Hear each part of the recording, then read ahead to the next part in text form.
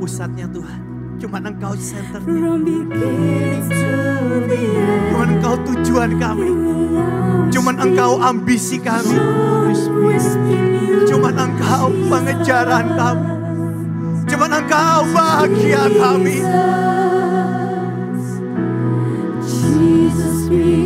Cuman Engkau keinginan hamba.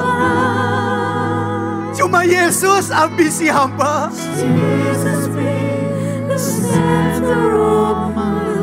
Cuman Engkau kesuksesanku.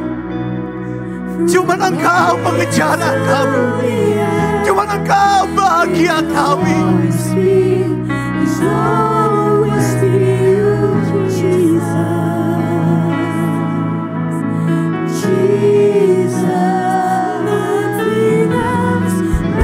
Gak ada lagi yang penting. Gak ada lagi Tuhan. Cuman Engkau.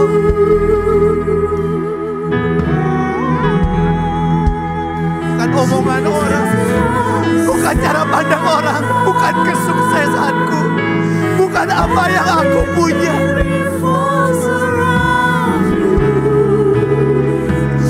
Sekali lagi, nothing else matters. Gak ada lagi yang penting. Cuma Engkau yang terpenting Tuhan. Cuma hatimu yang terpenting. Engkau segalanya. Cuma senyumanmu pengejaran kami. Cuma senyummu upah kami. Sekali lagi, nothing else matters.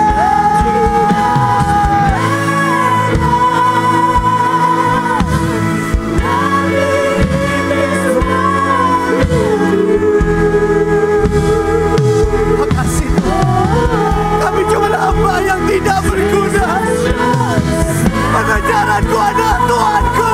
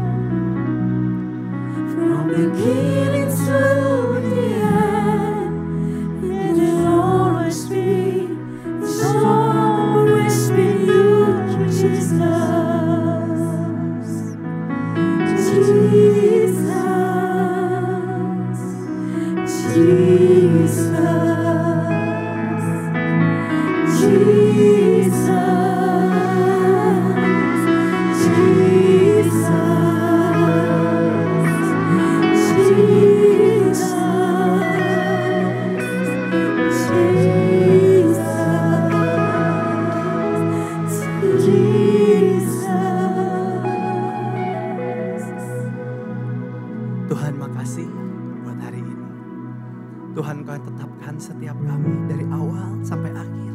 Kau yang tetapkan langkah kami. Kau yang bentuk kami dari awal. Kau yang panggil kami bahkan sebelum dunia ini ada. Kasih-Mu yang tidak pernah berhenti mengejar, menjagai setiap kami. Tuhan, biar hari ini kami lebih lagi mengenal pribadi-Mu. Engkau pusat dari segalanya dalam hidup kami. Kalau Tuhan dalam hidup kami, kadang tanpa kami sadari, diri kami yang menjadi Tuhan. Tapi biar mulai hari ini, Engkaulah Tuhan dalam hidup kami. Gak ada yang lagi yang penting di dunia ini, kecuali Engkau. Bahagiaku, itu cuma melayani-Mu Tuhan. Bahagia setiap kami, itu cuma melihat Engkau tersenyum.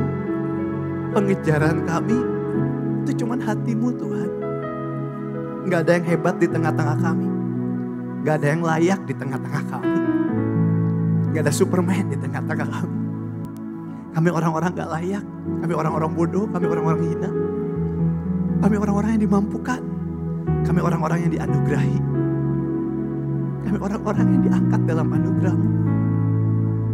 Dan gak ada kata lain selain thank you dalam hidup kami. Dari hati ini yang paling dalam sampai surga sana. Biarkan pusat segalanya hanya Engkau di tengah-tengah kami. Terima kasih Tuhan. Hamba serahkan hari dalam nama-Mu. Dalam nama Tuhan Yesus semua yang sepakat katakan. Amin. Semua yang sepakat katakan. Amin. Saudara sebelum duduk boleh kasih senyum ke kiri kanannya dong. Senyum buat semuanya. Terima kasih buat pelayan AOC. Kemarin kita baru main bola bareng ya. Kalau kasih senyum kiri kanannya, saudara tetap bangkit berdiri. Boleh tetap bangkit berdiri. Boleh PPT-nya dibuka. Boleh PPT-nya dibuka. Saudara kita akan baca sama-sama. Baca dengan iman. Baca dengan pengharapan. Baca dengan semua yang ada padamu. Saudara ketika Tuhan memanggil setiap kita. Tuhan gak lihat yang hebat di tengah-tengah kita. Tuhan bahkan waktu memanggil setiap kita. Dia gak lihat tuhau di tengah-tengah kita. Tapi dia lihat tanah liat yang siap dibentuk. Dan setiap kita adalah bejana tanah liat di hadapan Tuhan. Dan Tuhan yang membentuk kita sesuai kehendaknya. Bilang ke kiri kanannya, kamu tanah liat di hadapan Tuhan. Saudara boleh buka slide-nya langsung, crucified. Boleh langsung buka ayatnya, kita baca sama-sama. Baca dengan iman. Di dalam Galatia 2 ayat 19 sampai 21. Galatia 2 ayat 19 sampai 21. Kita baca sama-sama dengan iman. Mungkin harus lebih geser dikit ya.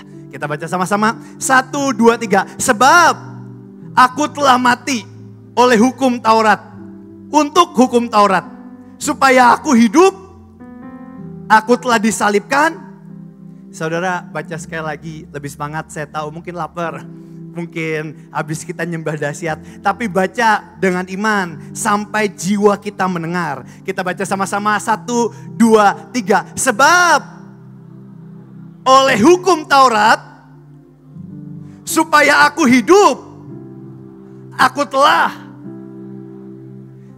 Ayat selanjutnya kita baca sama-sama 1, 2, 3. Namun tetapi melainkan di dalam aku dan hidupku di dalam daging adalah hidup yang telah. Oke, silahkan duduk, bilang ke kiri kanannya hidup untuk Kristus. Saudara, Tuhan rindu setiap kita hidup untuk Kristus. Dalam Kejadian pertama, di kitab Kejadian pertama disebut seperti ini. Beresit bara Elohim. Yang artinya bukan kalau kita bilang di Kejadian kita baca pada mulanya. Tapi sebenarnya dalam bahasa Asia disebut Elohim atau Tuhan yang menciptakan pada mulanya. Artinya apa? Tuhan di atas waktu. Kita hidup di dunia ini, kita hidup terikat oleh waktu. Tapi Tuhan di atas waktu setiap kita. Setiap langkah kita, Tuhan udah tetapkan dari awal sampai akhir kita pulang ke surga. Itu makanya firman Tuhan berkata, Tuhan menetapkan langkah-langkah orang yang hidupnya berkenan kepadanya. Tuhan telah menetapkan langkah setiap kita. Langkah kita telah ditetapkan oleh Tuhan. Saudara, hidup kita ada dalam tangan Tuhan. Dalam penetapan langkah, keinginan dan kerinduan dalam hati Tuhan sendiri. Hidup kita ada dalam tangan Tuhan. Tapi yang jadi masalah, kitanya. Saudara, setan sehebat apapun, setinggi apapun setan, gak bisa menyentuh dan menggagalkan rencana Tuhan dalam hidup kita. Gak bisa. Karena Tuhan yang kita sembah, Dia sangat berkuasa dan lebih berkuasa dari apapun di dunia ini. Kita menyembah Tuhan yang berkuasa, yang dahsyat. Dia lebih dari apapun. Tapi yang jadi masalah, kitanya yang suka berontak dan melawan dari pembentukan Tuhan. Kita tanah liat yang suka ngotot ke Tuhan dan berkata, Tuhan, aku mau jadi bejana yang seperti ini. Aku gak mau jadi bejana yang warnanya aneh. Aku gak mau jadi bejana yang bentuknya pendek. Aku mau bejana yang bentuknya tinggi. Tapi pertanyaannya, siapa kita tanah liat yang berani bertanya, menanyakan pejunannya dan mengatur langkah pejunannya? Bukankah tanah liat, bagian tanah liat cuma satu, dibentuk sesuai kehendak Tuhan. Dan ternyata itu adalah perjalanan seumur hidup kita untuk belajar menyerahkan semuanya ke dalam tangan Tuhan. Perjalanan paling sulit dalam hidup kita adalah belajar menyerahkan semuanya dalam tangan Tuhan. Karena manusia ingin mengatur semuanya seperti yang kita mau. Padahal kita ini cuma tanah liat di tangan pejunan yang begitu indah. Dan gak ada setan apapun yang bisa merusak apapun. Yang bisa siapa? Kita sendiri. Saudara, dalam hidup ini kadang kita bergantung dengan kekuatan kita. Kita bergantung dengan skill kita. Dan kita bilang, Tuhan, aku gak perlu Engkau. Aku bisa di sisi ini. Aku bisa di bagian ini. Tapi seorang tanah liat sejati, dia gak akan pernah bilang kayak gitu. Seorang tanah liat yang sejati, dia akan berkata, Tuhan, apapun itu yang Kau mau terjadi dalam hidupku. Bukan kehendakku Tuhan, tapi kehendak-Mu. Itu makanya Pak Yusak selalu ngajarin, paksakan rencana-Mu yang sempurna terjadi dalam hidupku. Kenapa? Karena Pak Yusak mau bilang, nah saudara, kita punya rencana bagus. Kita punya keinginan bagus namanya manusia. Tapi in the end, biarkan keinginan Tuhan yang terjadi sepenuhnya dalam hidup kita. Dan dalam setiap pembentukan disebut Elohim. Di Kejadian nama Tuhan disebut Elohim. Yang artinya yang hari ini artinya salah satu artinya singularity in plural. Yang artinya kalau saya boleh gambarin, the God of many faces. Tuhan dengan banyak wajah. Waktu kita sakit, dan Tuhan sembuhkan kita, kita bertemu Jehovah Rafa. Di situ kita menerima perjanjian dalam Jehovah Rafa. Waktu kita kepepet dan Tuhan sediakan, di situ kita bertemu El Shaddai. Waktu kita menghadapi peperangan dan Tuhan yang berperang bagi kita, di situ kita bertemu Jehovah Sebaot. Waktu kita berdoa dan Tuhan mencurahkan hadiratnya, kita bertemu Jehovah Shammah.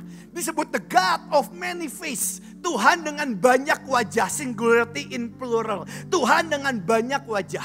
Dan setiap kali kita berjalan sama Tuhan, yang Tuhan ingini apa sih? Relationship. Relationship yang kita bertemu dengan wajahnya yang ini, wajahnya yang ini, wajahnya yang ini. Yang jadi perjanjian demi perjanjian dalam hidup kita. Dan perjanjian itu yang akan kita pegang sampai ke surga kelak. Tapi itu dimulai dari perjalanan.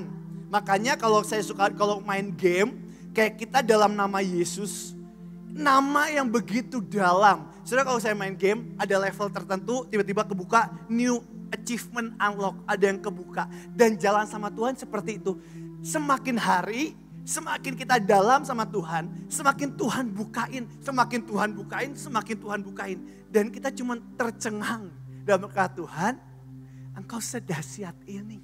Banyak hal yang aku gak ngerti. Makanya kalau Pak Yusak bilang, dia selalu pakai inhaler, dia taruh di hidungnya.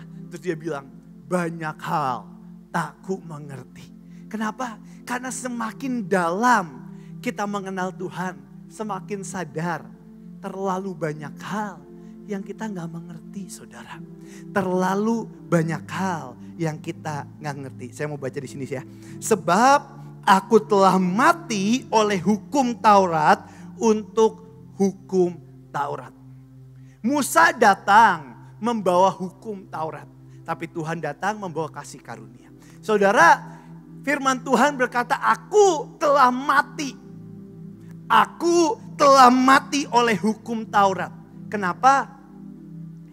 Karena bahkan sampai hari ini, cuman orang mati yang berada di atas hukum. Saudara boleh ngelakuin kejahatan apapun, waktu kita mati kita udah gak bisa dihukum lagi dengan pidana yang ada di negara Indonesia, di negara mana. Cuman orang mati yang ada di atas hukum. Dan kenapa Paulus berkata seperti ini? Karena firman Tuhan mau berkata, saudara semua, Tuhan mau kita bukan hidup di bawah hukum Taurat. Tuhan mau kita hidup di dalam anugerah. Salibnya yang memampukan kita. Kita bukan hidup lagi oleh hukum Taurat. Bilang ke kiri kanannya, kamu udah mati oleh hukum Taurat. Saudara, kita udah mati oleh hukum Taurat. Apa itu Taurat? Berjuang dengan kekuatan kita. Kita punya kekuatan di satu sisi, iya. Tapi kita juga punya kelemahan di sisi yang lain. Dan gak ada satu orang pun yang berhasil menggenapi hukum Taurat kecuali Yesus. Musa gak bisa, semua gak bisa. Daud bahkan gak bisa, di tengah kejatuhan gak bisa. Tapi Tuhan bilang, aku punya satu cara. Yaitu disebut anugerah. Saudara, kita diajarin soal perjanjian. Satu kali Pak Yusak hari itu dibawa Tuhan sebelum jadi hamba Tuhan. Tuhan panggil hari itu beliau jadi dokter gigi. Pas beliau jadi dokter gigi, tiba-tiba Tuhan bilang, Yusak, sekarang saatnya kamu melayani aku sepenuh waktu. Kamu jadi hambaku, jadi hamba Tuhan, tinggalin pekerjaanmu. Dan Pak Yusak semangat banget, dia tinggalin pekerjaannya dan dia jadi hamba Tuhan. Pas dia jadi hamba Tuhan, Tuhan bilang, Yusak, aku mau kau mulai ambil pengasingan. Dan Pak Yusak ambil pengasingan, saudara. Dia ambil pengasingan, dia ambil di satu tempat, dia gak ketemu orang, dia cuma sama Alkitab dan doa sama Tuhan, diajarin sama Roh Kudus. Diajarin sebulan, pas diajarin sebulan, tiba-tiba Tuhan datang, Tuhan bilang gini, Yusak, kamu udah 1 bulan. Terus Pak Yusak bilang, iya Tuhan. Pak Yusak udah semangat, udah siap ketemu istri dan sebagainya. Terus Tuhan bilang ke Pak Yusak, Yusak, aku masih kangen sama kamu. Tambah lagi ya, aku masih kangen berdua sama kamu. Pak Yusak bilang hari itu, iya Tuhan. Masuk bulan kedua, diajarin lagi dengan detail. Sama Tuhan, ayat per ayat, semua diajarin dari Alkitab. Dan setelah bulan kedua selesai, Pak Yusak pakai baju rapi udah siap keluar. Tiba-tiba Tuhan datang lagi dan Tuhan bilang, Yusak, bulan kemarin kan aku yang kangen. Bulan ini kamu gak kangen sama aku, kamu gak masih kangen sama aku. Terus Pak Yusak bilang, iya Tuhan, aku juga masih kangen sama kamu. Walaupun di hati Pak Yusak sebenarnya udah mau pulang. Akhirnya Pak Yusak tambah 1 bulan lagi. Dan di bulan ketiga setelah Pak Yusak diajarin Tuhan, diajarin Tuhan tentang firman-Nya, tentang hatinya, tentang semuanya diajarin Tuhan. Tiba-tiba Pak Yusak dalam penglihatannya, tiba-tiba Tuhan Yesus datang. Tuhan Yesus datang, terus Tuhan Yesus bilang gini ke Pak Yusak, Yusak, kamu udah kuajarin semuanya. Kamu udah kuajarin semua tentang firman Tuhan, jadi hamba Tuhan, kamu udah kuajarin semuanya. Terus Pak Yusak bilang, iya Tuhan. Terus Tuhan bilang, mulai hari ini kamu harus berjanji. Kamu harus berjanji mengikuti dan melakukan semua yang aku ajarin. Maka kamu akan jadi hamba Tuhan besar. Pas Pak Yusak mau berjanji, tiba-tiba ada Roh Kudus yang ngomong di hatinya, yang menggelitik di hatinya. Dan Roh Kudus bilang, Yusak, Yang ngajarin siapa? Engkau Tuhan. Yang mampukan siapa? Engkau Tuhan. Jadi harusnya yang jamin siapa? Engkau Tuhan. Dan hari itu Pak Yusak sadar, iya. Pak Yusak tunjuk dan bilang, gak bisa gitu dong. Harusnya engkau yang menjamin aku gak bisa berjanji apapun. Terus tiba-tiba ada Tuhan Yesus yang asli muncul dengan senyum. Dan dia tunjuk Tuhan Yesus yang palsu itu. Dan dia bilang, setan yang berusaha menyamar jadi Tuhan, setan, engkau dengar kata hambaku ini. Aku yang menjamin hambaku ini. Aku yang menjamin hambaku ini. Saudara, kita diajarin semua perjanjian. Dan firman Tuhan bilang Yesus sebagai perantara antara kita dengan Bapa. Yesus dengan dirinya sendiri, dengan Bapa sebagai Tuhan. Dia membuat perjanjian untuk kita. Dan kita yang di belakang, kita menerima perjanjian itu. Tapi perjanjian itu selalu ada syaratnya. Dan pertanyaannya, siapa manusia yang bisa menggenapi syarat dari perjanjian itu? Sehebat apapun, sekudus apapun, sedahsyat apapun, sediurapi apapun, siapa manusia yang bisa menggenapi syaratnya itu? Gak ada yang mampu, cuman Yesus. Itu makanya Yesus membuat perjanjian dengan Bapa untuk setiap kita. Perjanjian apa sih? Perjanjian biar kita bisa menerima anugerahnya, saudara. Perjanjian biar kita bisa menerima anugerahnya. Lihat dikatakan sini, supaya aku hidup untuk Allah. Aku telah disalibkan dengan Kristus. Namun aku hidup, tetapi bukan aku sendiri yang hidup, melainkan Kristus yang hidup dalam aku. Detik itu kita sadar, hidup kita udah bukan kita sendiri. Hari itu kita sadar, hidup kita udah bukan berjalan dengan kehebatan kita. Dan lihat, dan hidupku yang kuhidupi sekarang di dalam daging adalah hidup oleh iman dalam anak Allah yang telah mengasihi aku dan menyerahkan dirinya untuk aku. Aku tidak menolak kasih karunia Allah. Kapan kita menolak kasih karunia Allah? Waktu kita berjalan dengan kemauan dan kekuatan kita. Sebab sekiranya ada kebenaran oleh hukum Taurat, maka sia-sialah kematian Kristus. Manusia selalu ngajarin untuk berjalan dengan kekuatan kita. Tapi Tuhan ajarin kita untuk berjalan dalam anugerah. Kapan kita mulai berjalan dalam anugerah? Detik kita mulai belajar bergantung total sama Tuhan. Next slide. Dan ini yang terjadi. Saudara, kita semua melakukan kesalahan. Gak ada orang benar di tengah-tengah kita. Kita semua penjahat. Kita semua ngelakuin dosa. Emang kelihatannya ada yang dosanya lebih besar, ada yang dosanya lebih kecil. Atau ada yang dosanya lebih kelihatan, ada yang dosanya lebih gak kelihatan. Tapi in the end gak ada dosa besar, dosa kecil, gak ada dosa kelihatan dan dosa gak kelihatan. Semua dosa di hadapan Tuhan. Dan kita semua salah di hadapan Tuhan. Tapi akan selalu ada orang yang tetap memegang Taurat sampai dia mati dan berkata, aku hebat, aku kuat. Dan aku gak perlu Tuhan. Tapi ada orang yang selalu memegang anugerah. Dan berkata, Tuhan, aku memang salah. Aku memang gak layak. Dan aku perlu Engkau. Kenapa banyak orang tidak menerima anugerah Tuhan? Karena kita berjuang dengan kekuatan kita. Kita ngerasa kita gak butuh Tuhan. Saudara, waktu kita sebut lapar dan haus akan Tuhan apa sih? Pertanyaannya hari ini, siapa yang udah merencanakan lapar? Aku kayaknya jam 7:30 aku mau lapar. Menurut saya nggak ada. Nggak ada satupun di sini yang merencanakan mau lapar. Tiba-tiba pas saya lagi khotbah perutnya keroncongan dan berkata, aku kok lapar ya. Tapi nggak ada yang rencanain, aku nanti lapar jam 12. Aku nanti mau lapar jam 1. Yang ada tiba-tiba aku lapar. Kenapa? Lapar itu dimulai dari setiap sel di perut kita, di badan kita berkata, aku butuh makan. Dan itu sama juga haus dan lapar akan Tuhan. Waktu di setiap sel di hidup kita berkata, aku butuh Tuhan. Aku butuh Tuhan. Saudara, gak ada orang benar di tengah-tengah kita. Saya ini penjahat, saya ini jahat. Saudara, saya ini walaupun tinggal dalam sama engkong, saya hidup dalam lingkungan persekutuan. Setiap Sabtu kita ada persekutuan. Tapi sejujurnya saya tetap jahat kok. Saya datang ke persekutuan, saya berusaha kelihatan jadi orang baik. Saya berusaha kelihatan jadi orang yang sok Kristen. Tapi sejujurnya kalau saya boleh jujur, tetap aja kok saya ngelakuin dosa. Bahkan saya ngelakuin dosa yang paling hina. Saya marah, saya kecewa, saya benci Tuhan. Bahkan setiap kali ada orang bilang Tuhan Yesus baik, sejujurnya saya ngomong Tuhan Yesus itu jahat.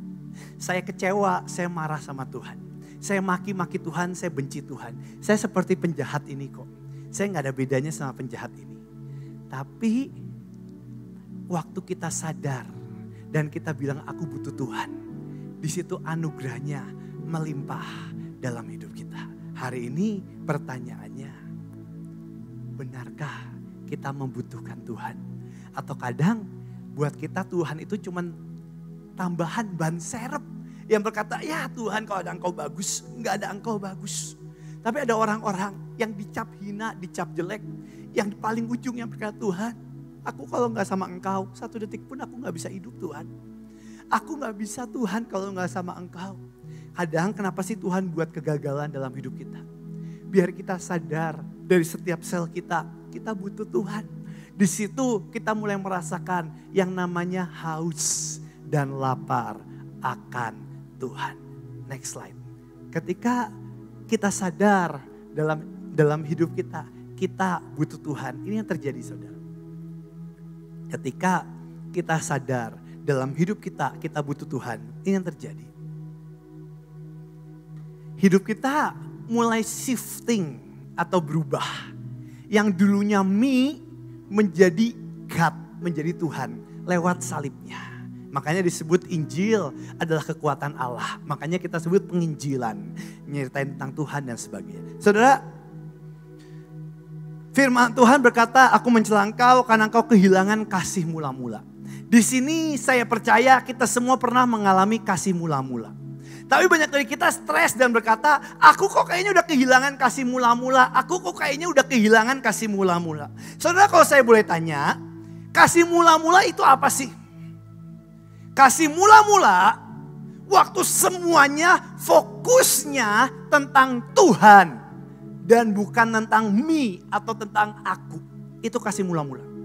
Waktu kita datang ke Tuhan, kita dijamah Tuhan, kita nangis, kita tersungkur. Apapun itu, waktu kita dijamah Tuhan.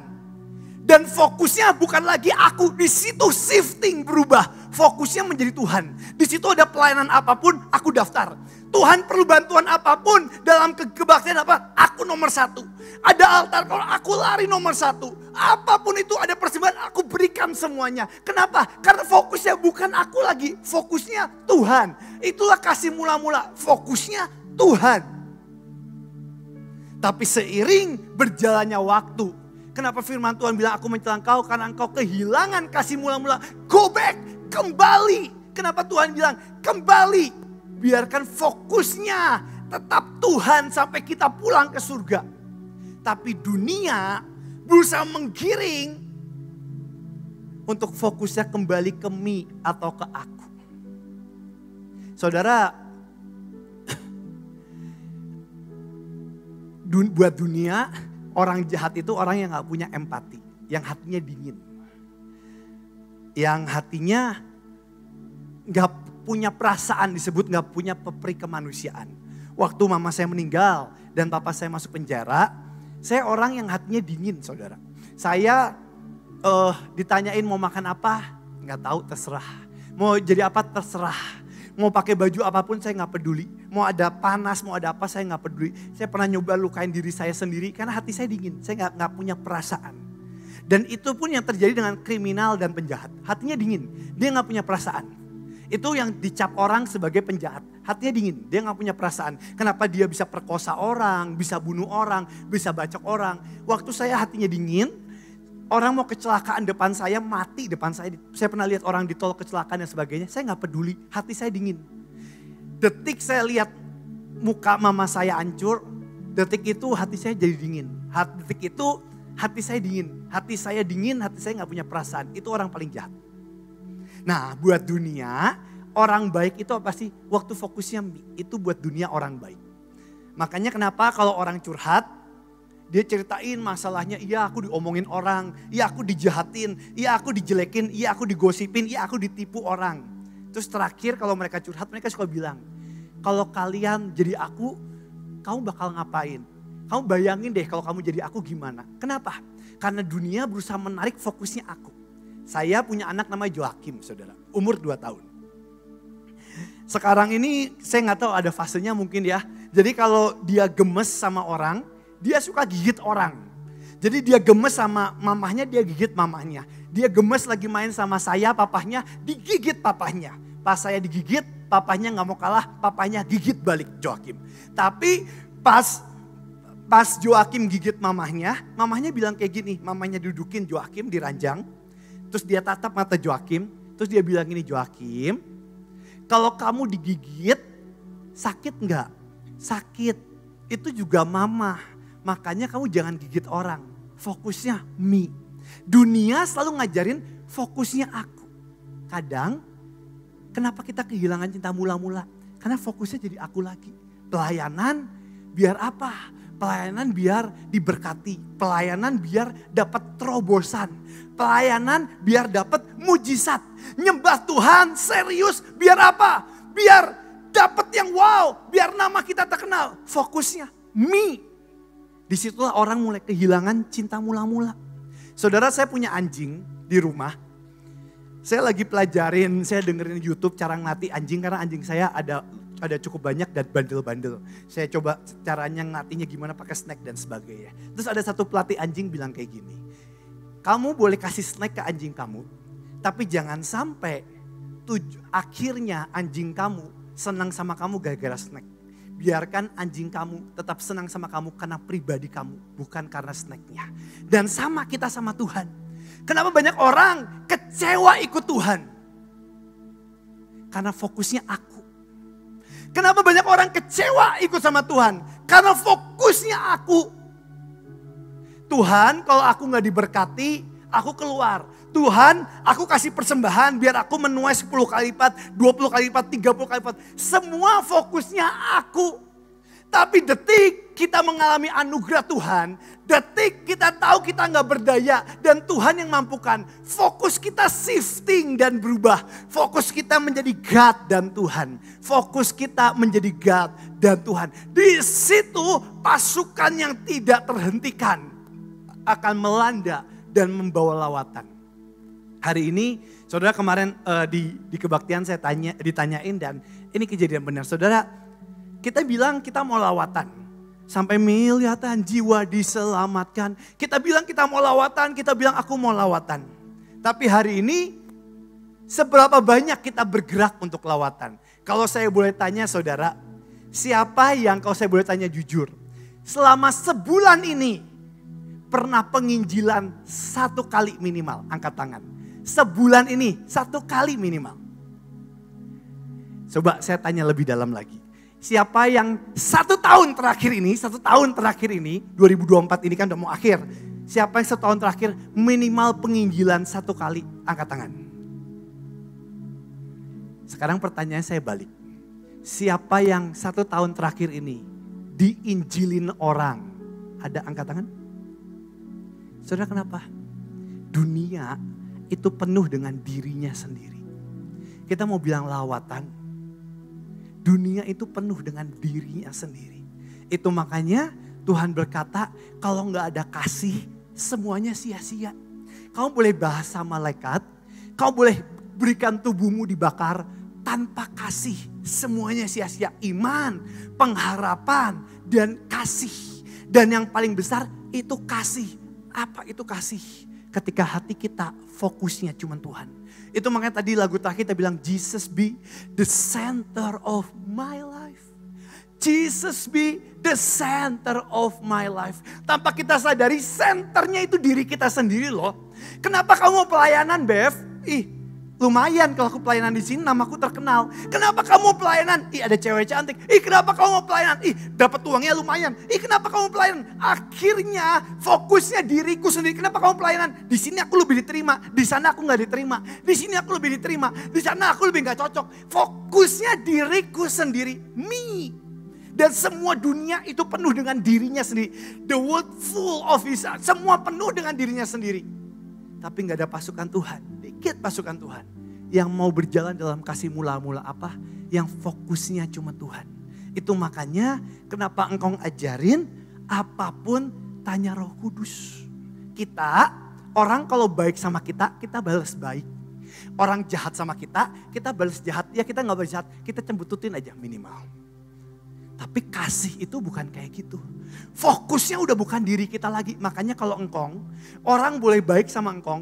Tiba-tiba Roh Kudus bilang, marahin. Engkong bakal marahin. Orang boleh maki-maki engkong. Saya pernah hari itu di Gatsu. Orang maki-maki Pak Yusak. Pak Yusak kamu anjing dan sebagainya. Dia ngomong Pak Yusak kasar dan sebagainya. Saya dengar ya saya mau marah di sebelahnya. Terus Pak Yusak cuma senyum bilang, iya aku anjing. Terus habis itu Pak Yusak ke atas. Pak Yusak kasih orang itu uang. Saya tanya, Kong, dia habis maki-maki engkong. Kenapa engkong malah kasih uang? Terus Kong bilang, gak tahu Tuhan suruh. Orang yang ngalami kasih mula-mula, fokusnya Tuhan. Dan fokusnya bukan diriku sendiri. Manusia hidup fokusnya diriku sendiri. Semua yang bisnis, yang untungnya paling gede buat dirinya yang menang. Semua yang paling hebat yang menang. Semua fokusnya diriku sendiri.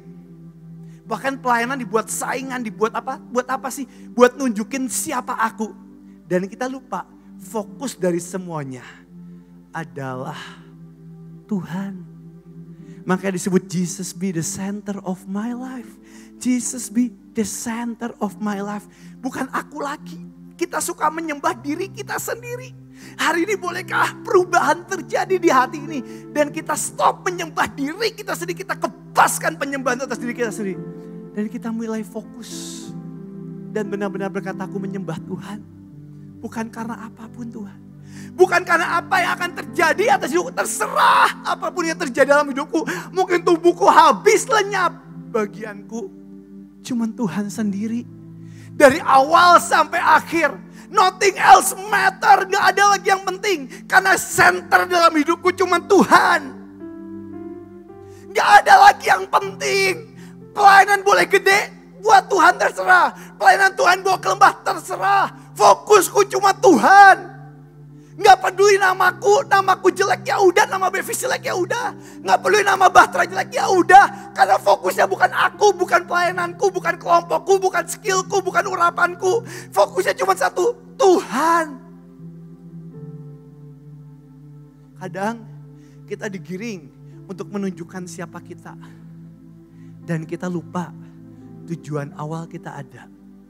Cuma melakukan kehendak Tuhan. Dan menyenangkan Tuhan. Bukan tentang pelayanan kita bahkan, sorry. Bukan tentang siapa aku, dunia terserahlah mandang aku apapun. Fokusku cuma Tuhan. Saudara sebelum lanjut, boleh taruh tanganmu di matamu.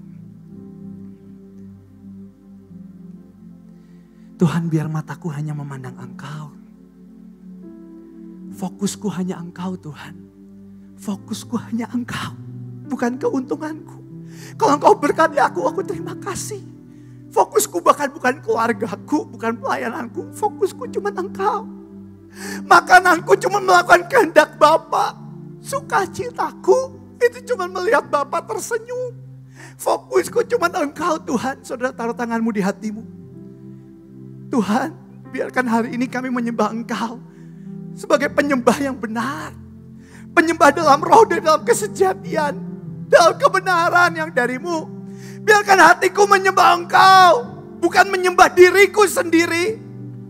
Aku kebaskan setiap penyembahan atas diriku sendiri. Mencari keuntungan transaksi berbisnis dengan Engkau. Aku mau menyembah Engkau dengan benar. Balikan kasih mula-mula. Dan biar fokusku hanya Engkau. Gak ada lagi yang penting di dunia ini. Cuma Engkau fokus dalam segalanya. Dalam nama Tuhan Yesus, amin. Next slide saudara. Kadang fokus kita pecah. Dan kita pingin dari yang awal kita datang kasih mula-mula. Fokusnya. Fokusnya Tuhan. Jadi diri kita sendiri. Kadang bagus saudara kita dibuat gak sanggup. Bagus kita dibuat gak mampu. Bagus, sangat bagus. Saudara, satu hari kemarin kira-kira sebulan yang lalu. saya ngobrol sama Josu sama Sasa. Pas kita ngobrol sama Josu sama Sasa, kita doa bareng sebelum tenda lawatan. Hari itu ada KKR tenda lawatan. Dan pas kita ngobrol bareng, Josu ceritain pelayanannya dahsyat banget. Dia habis pelayanan di Afrika, di pelayanannya dia habis milihatan dan sebagainya. Dia ketemu presiden, dia ada KKR jiwa-jiwa dituai dan sebagainya, mujizat dan sebagainya. Saya dilihatin fotonya, dilihat videonya, saya kagum dan saya bilang dahsyat banget. Habis itu kita cuma bertiga, habis itu Sasa ceritain tenda lawatan, Tuhan dilawat, Tuhan lawat dan sebagainya. Sampai saya dengar buat tenda lawatan itu habis ratusan juta yang gede banget. Cuman buat berapa hari acara. Dan hari itu mereka berdua tanya saya. Habis Josu cerita, Sasa cerita. Mereka lihat ke saya terus ditanyain, Bev, kalau kamu lagi pelayanan apa? Lagi ada lawatan apa? Saya bengong saudara. Saya bengong, saya gak ada pelayanan yang sebesar mereka. Jadi saya satu-satunya cara untuk menyelamatkan diri saya bilang, saya lagi sibuk berdoa. Itu kata-kata munafik yang keluar dari lidah saya. Tapi hari itu saya ngomong sama Tuhan, saya lihat saudara-saudara saya bersyukur. Saya bilang, Tuhan, dulu saya pikir saya gak bergerak di lawatan seperti yang lain. Karena saya males. Tapi setelah saya ngobrol sama mereka, saya tahu bukan cuma males. Bevis ini takut gak punya uang. Saya saudara yang tadi cerita iman dan sebagainya, saya sendiri takut gak punya iman. Saya juga takut gak punya uang. Di saat saya dengar saudara-saudara saya pelayanan ini habis miliatan, pelayanan ini habis ratusan juta. Keder saya saudara, jujur keder. Saya bilang, aku gak mampu Tuhan, aku gak mampu. Aku gak mau, aku tahu kau suruh aku dalam lawatan. Tapi aku takut Tuhan. Aku bahkan gak punya iman untuk bergerak dalam lawatan. Di saat aku ajarin, khotbahin tentang iman. Tapi aku sendiri, hamba sendiri gak punya iman. Saya bilang ke Tuhan, Bevis ini sama seperti pasukan Israel yang hari itu di zaman Saul. Ngelihat Goliat, maki-maki engkau, maki-maki Tuhan bangsa Israel, maki-maki Israel, maki-maki mencemooh dengan tertawa dengan semuanya. Dan saya pegang senjata peperangan, saya pegang ketopong, saya pegang semua senjata perjanjian, saya tahu teorinya. Tapi bahkan buat ngelihat Goliat aja, saya gak berani, saya gak punya iman, saya gak punya iman Tuhan. Saya gak punya iman. Terus Tuhan bilang, Bev, bagus kalau kamu gak punya iman. Kenapa bagus Tuhan? Karena mulai hari ini, biar kamu kenakan imanku dan bukan imanmu. Biar kamu kenakan imanku dan bukan imanmu. Saudara, biarkan mulai hari ini kita kenakan iman Tuhan. Kalau kita gak mampu, bagus. Tandanya di situ kita nggak berjuang lagi dengan kekuatan kita. Tandanya di situ kita meletakkan kemampuan kita dan kita kenakan kemampuan Tuhan. Bagus kalau kita nggak mampu, bagus kalau kita nggak bisa. Tandanya kita butuh anugerah yang dari Tuhan dan kita bukan lagi berjalan dengan kemampuan kita. Saudara, ini cerita di Lukas. Hari itu ada perempuan yang begitu berdosa. Perempuan yang begitu terkenal pendosa dan sangat berdosa. Dan hari itu dia perempuan yang tahu dia diampuni dan dianugerahi. Dia datang ke Tuhan, dia bawa minyak yang begitu mahal. Dia pecahkan di kaki Yesus. Pertanyaan saya, apakah pendosa di gambar ini cuman perempuan ini? Enggak menurut saya.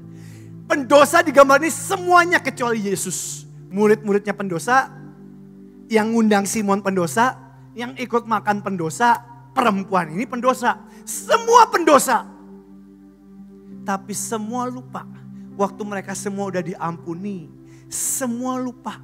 Dan semua berpikir mereka bisa melayani Tuhan dengan kekuatannya, dengan kebenarannya, dengan kehebatannya. Dan mereka lupa kalau mereka hidup, mereka bisa ada cuman karena anugerah yang dari Tuhan. Tapi perempuan ini sadar bahwa dia butuh anugerahnya. Dan hari itu dia datang, dan dia bawa minyak yang mahal. Dia pecahkan di kaki Tuhan. Saudara, kita orang yang udah lama pelayanan, yang udah ikut Tuhan lama, kita ngerti teorinya. Kadang kita lupa kalau kita juga sama-sama pendosa. Kadang kita lupa kalau kita awal juga butuh Tuhan. Kita lupa dari mana kita diambil, dari mana kita dipungut, saudara. Kita lupa dari mana kita dipungut. Saudara, saya bukan orang yang hebat. Saya orang yang sangat bodoh. Saya sekolah nggak naik kelas, terus dikeluarin sekolah. Setiap tahun isi saya cuman dimaki-maki, dimarahin, ditegur, dimaki-maki, dimarahin, ditegur, dihina. Itu cuman isi saya setiap tahun. Karena setiap tahun semua saudara saya semua pintar. Semua juara 1, juara 2, juara 1, juara 2, juara 1, juara 2. AL sama Lala itu dulu waktu sekolah itu mereka rebutan terus siapa yang juara 1, siapa yang juara 1, siapa yang juara 1. Mereka semua pintar, semua saudara saya pintar. Bahkan sampai hari ini semua saudara saya, semuanya lulusan luar negeri saudara. Saya doang yang lulus karena anugerah. Gak ada yang bagus dari saya. Setiap tahun saya nggak naik kelas. Setiap tahun saya nggak naik kelas. Dan setiap tahun pasti saya akan dipukul sama engkong saya. Karena engkong saya bilang, Bev, engkong tuh gak minta macam-macam. Engkong cuma minta satu, kamu jangan gak naik kelas. Kamu ranking paling belakang juga boleh, tapi kamu jangan gak naik kelas. Tapi kenyataannya setiap tahun saya gak naik kelas. Saya bilang ke engkong, Kong, aku juga gak ngerti kenapa aku gak naik kelas. Aku juga mau naik kelas, tapi kenyataannya saya gak naik kelas terus. Akhirnya saya dipukul, saya dimarahin, saya dihabisin. Hari ini saya sadar kenapa engkong marahin, karena salah satunya engkong bilang kalau pindah sekolah repot dan mahal saudara biayanya. Saya punya anak buat daftar ke sekolah lumayan juga. Jadi saya cukup sadar apa yang terjadi. Dan itu cukup, saya sekarang ngomong ke adik saya, El, aku cukup tahu penderitaan kong, kenapa engkong marah-marah ya dulu ya. Karena saya gak naik kelas terus. Terus setiap kali saya gak naik kelas, saya pasti ngotot ke engkong buat dipindahin sekolah. Kenapa? Malu saudara sama teman-teman yang lain kalau saya gak naik kelas. Jadi nanti, ini gak naik kelas, jadi saya pingin dipindahin, bayar lagi dan sebagainya. Setiap tahun isinya caci maki. Setiap tahun semua orang bilang, bahkan sampai Pak Yusak bilang, Bev, kamu tuh gede mau jadi apa sih? Kamu sekolah gak lulus, kamu jadi apa? Setiap tahun, setiap gak naik kelas, pasti saya bilang, Kong, aku gak mau sekolah aja, aku mau keluar sekolah. Engkong selalu bilang, Bev kalau kamu mau keluar sekolah, kamu jadi apa? Itu perdebatan saya setiap tahun. Sampai terakhir engkong kesel banget. Engkong ambil baju-baju saya taruh di koper, di Gatsu hari itu. Terus engkong taruh di luar rumah. Di Gatsu 317 engkong taruh di luar. Terus engkong bilang, Bev kalau kamu gak mau sekolah, kamu keluar rumah aja. Isi saya cuma kekecewaan karena saya nggak bisa. Saya juga nggak tahu kenapa saya nggak naik. Saya nggak tahu sampai hari ini. Ya emang saya bodoh aja. Saudara, tapi satu titik tiba-tiba Tuhan mulai angkat saya di tengah pelayanan. Saya mulai pelayanan dan setiap kali saya khotbah, engkong saya seneng. Saya setiap kali khotbah, engkong saya senyum. Di situ saya seneng, lihat engkong saya seneng. Jadi akhirnya saya mulai pelayanan. Lihat, fokusnya bukan Tuhan, tapi fokusnya aku mau nyenengin orang lain. Tapi Tuhan tetap pakai saudara. Saya pelayanan, Tuhan bawa dari KKR. Satu titik Tuhan bawa pelayanan gede. Sampai saya lupa dari mana saya diambil. Saya lupa.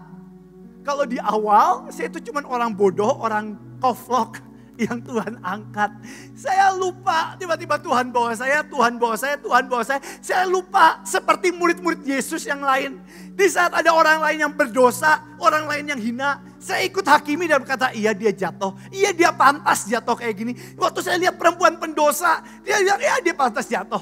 Tapi ada orang-orang yang dari dalamnya dia tahu, iya aku ada cuma karena anugerah yang dari Tuhan. Iya aku ada cuman dari anugerah yang dari Tuhan. Dan satu hari di tengah pelayanan, saya bersyukurlah Tuhan bawa dahsyat dari mimbar ke mimbar. Di tengah pelayanan, papa saya masih di penjara hari itu. Dan papa saya ini nyoba bisnis macam-macam saudara. Nyoba bisnis ini.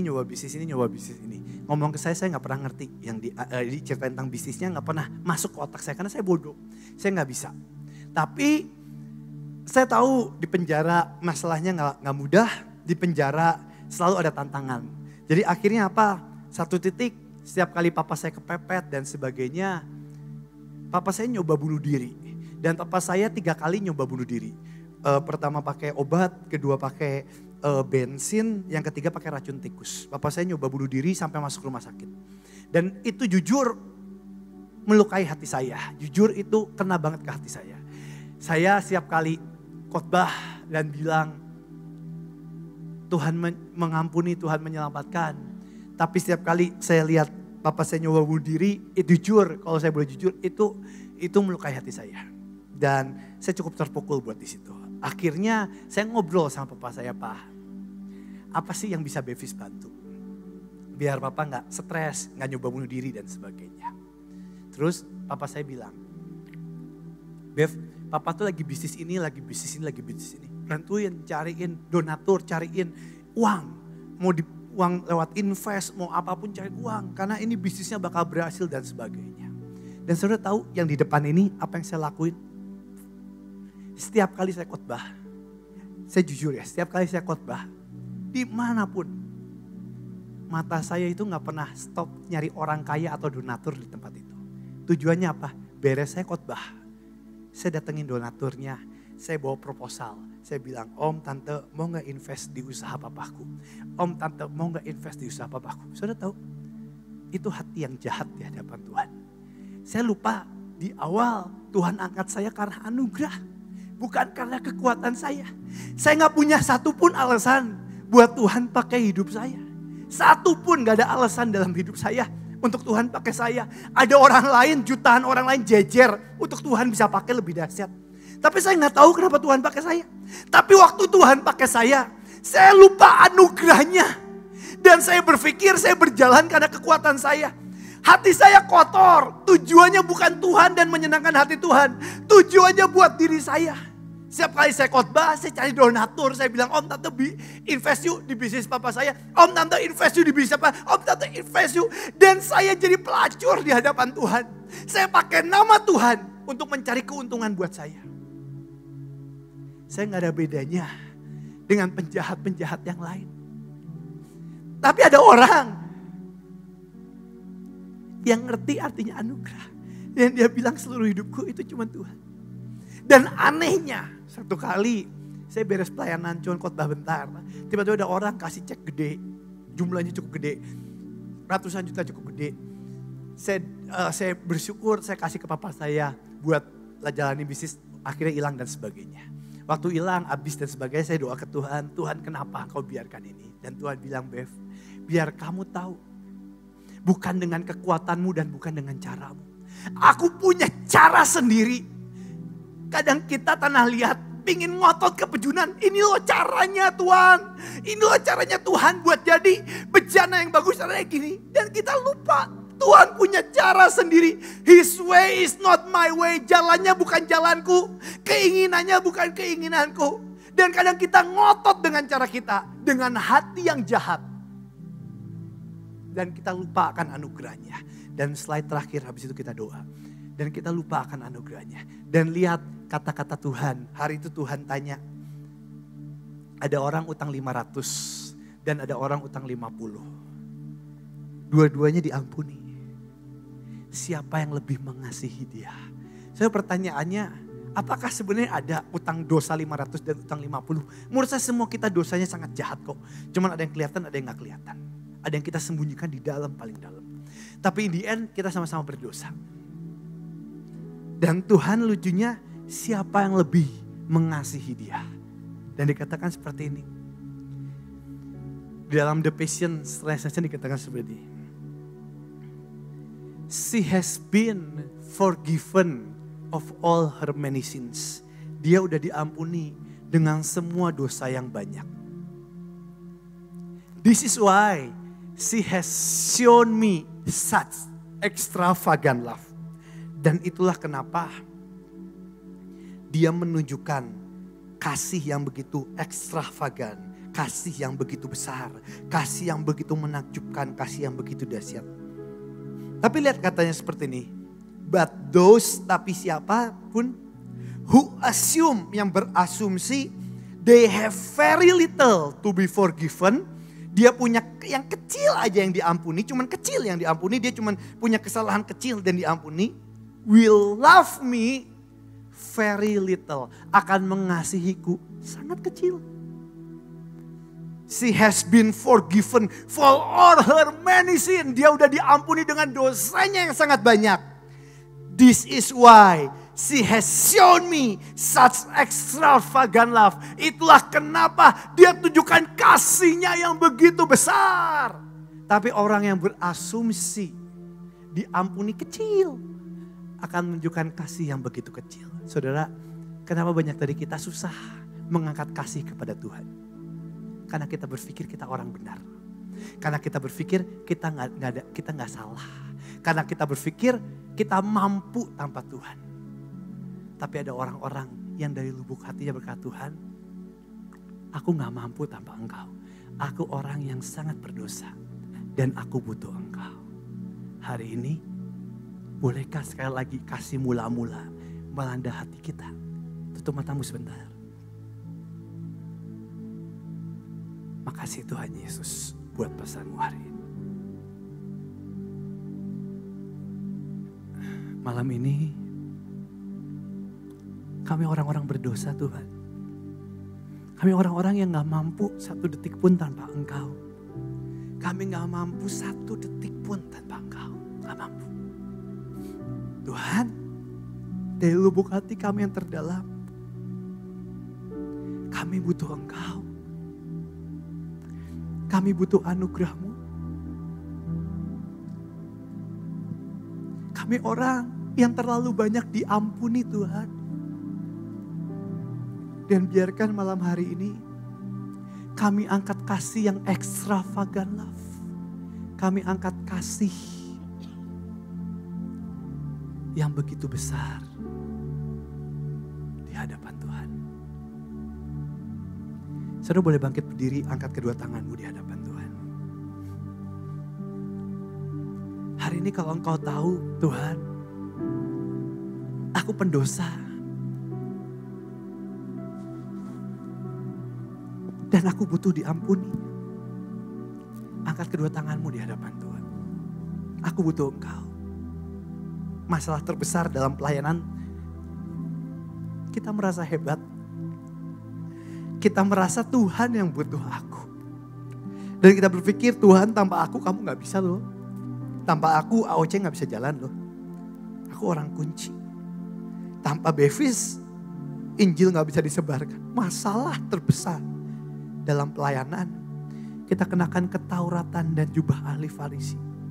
Kita kenakan kesombongan dan merasa benar. Tapi masalah bukan masalah, tapi hal terindah dari anugerah. Dia menjamah yang paling hina di tengah-tengah kita. Kenapa?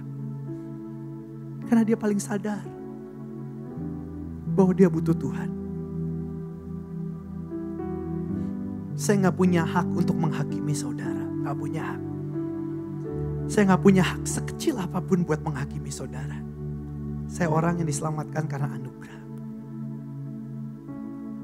Apa hak saya bahkan di tengah pelayanan pun saya pakai Tuhan buat cari uang? Gak punya hak. Cuma hari ini saya mau bilang dalam anugerah Tuhan, kita semua butuh Tuhan. Bolehkah kita nikmati Tuhan malam ini? Dan bolehkah AOC sekali lagi kita angkat extravagant love di hadapan Tuhan? Bolehkah kita angkat extravagant love di hadapan Tuhan? Bolehkah kita angkat kasih yang begitu dahsyat? Ucapan syukur yang begitu dahsyat dari hati yang paling dalam. Dimulai dari mana? Fokusnya Tuhan dan bukan aku. Waktu kita nyembah fokusnya Tuhan dan bukan aku. Bukan karena aku nyembah Tuhan aku dapat berkat. Bukan karena aku nyembah Tuhan aku dapat terobosan. Bukan karena aku nyembah Tuhan aku dapat urapan. Fokusnya cuma Tuhan dan bukan aku. AOC. Bolehkah kita angkat extravagant love di hadapan Tuhan? Bukankah pendahulu kita angkat extravagant love di hadapan Tuhan sepanjang hidupnya? Pak Daniel mengakhiri dengan finish strong. Mengangkat extravagant love sampai dia pulang ke surga. Mengangkat kakinya sampai garis akhir dengan sangat dahsyat. Bolehkah Kita angkat extravagant love di hadapan Tuhan. Gak peduli lagi tentang aku kok. Gak peduli tentang egoku. Orang boleh anggap aku hina, terserah. Namaku gak penting. Aku cuma mau angkat extravagant love di hadapan Tuhan. Hari kalau engkau mau angkat extravagant love di hadapan Tuhan, angkat kedua tanganmu di hadapan surga. Sembah Dia dengan segalanya dari hatimu. Ku telah mati dan tinggalkan cara hidupku yang lama. Sembah Tuhan dari hatimu, angkat extravagant love. Angkat kasihmu di hadapan Tuhan. Angkat ucapan syukurmu di hadapan Tuhan. Kita orang-orang gak layak. Ya kadang pelayanan, motivasi kita jahat kok. Pelayanan cari keuntungan buat diri kita sendiri kok. Jujur kita orang paling jahat. Tapi Tuhan tetap anugerah kita. Hari dari ujung sampai ujung. Mari angkat extravagant love di Glorious Hall. Angkat penyembahan yang begitu dahsyat. Ku letakkan sampai gak ada aku lagi Tuhan. Sampai gak ada aku lagi. Dan cuma Engkau. Sampai gak ada aku lagi. Dan cuma Engkau. Ku telah mati dan tinggalkan.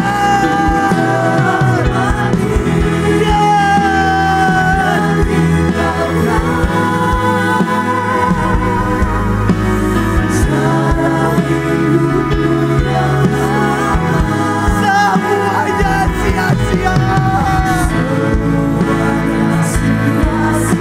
Dan tak berarti lagi. Karena salibmu aku ada sampai hari ini. Kita orang-orang yang dibenarkan. Kita orang-orang yang dimampukan. Kita orang-orang yang dilayakkan.